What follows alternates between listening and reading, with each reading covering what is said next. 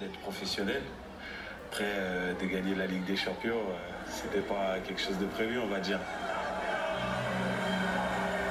J'ai vraiment voulu arrêter le foot parce que j'ai vraiment eu beaucoup d'échecs.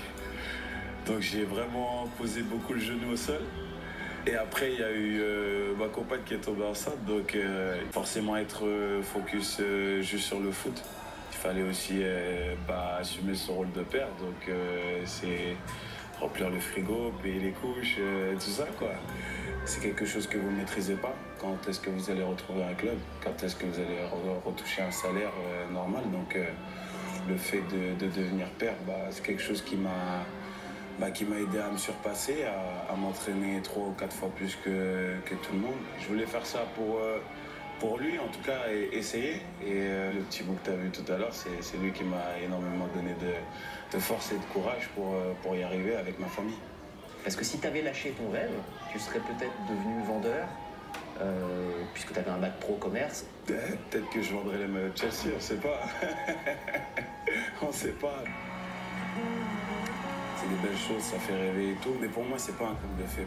C'est rien que du travail, voilà, oui, il y a des moments où il y a de l'émotion, comme la finale de la Ligue des Champions et tout, mais quand vous jouez dans ce genre de club, vous pouvez pas rêver en fait.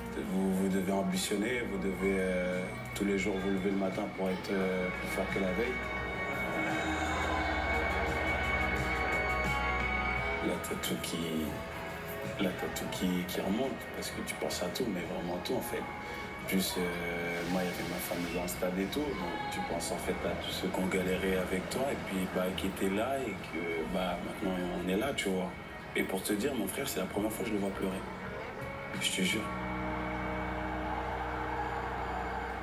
Tu viens d'être élu meilleur gardien de la Ligue des Champions. Devant les Navas, Courtois, Oblak, Neuer et compagnie. Ouais. Incroyable. Ouais, non, normal. Je suis la composante d'une équipe, d'un groupe. Et les 12 matchs de compétition, on a été au-dessus. T'es en lice pour devenir peut-être le ballon d'or des gardiens?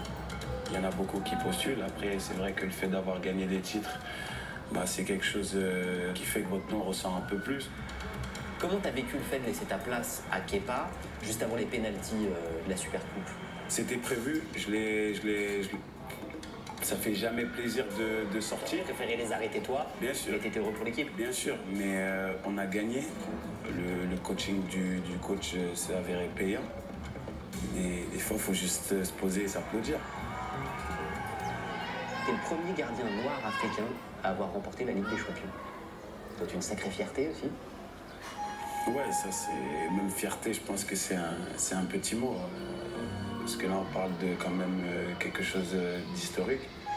C'est plus qu'une fierté pour moi, pour ma famille, pour tous ceux qui me connaissent et qui me suivent. Je suis le seul gardien noir africain dans ce championnat. Donc il y a une responsabilité. Un club comme Chelsea qui a des autres ambitions tous les ans peut compter sur un gardien noir africain.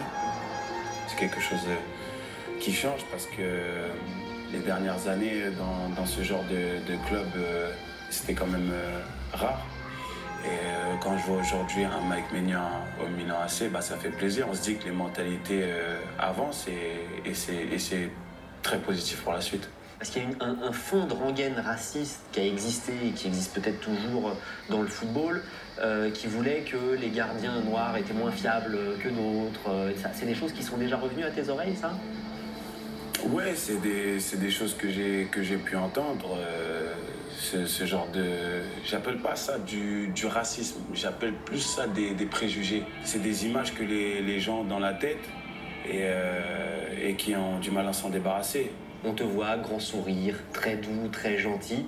On n'imagine pas qu'en fait, t'es une grande gueule dans un vestiaire. Oui, bien sûr. C'est vrai, de toute façon, quand vous jouez dans un club comme Chelsea, comme Rennes ou même à Reims, vous devez avoir de la personnalité.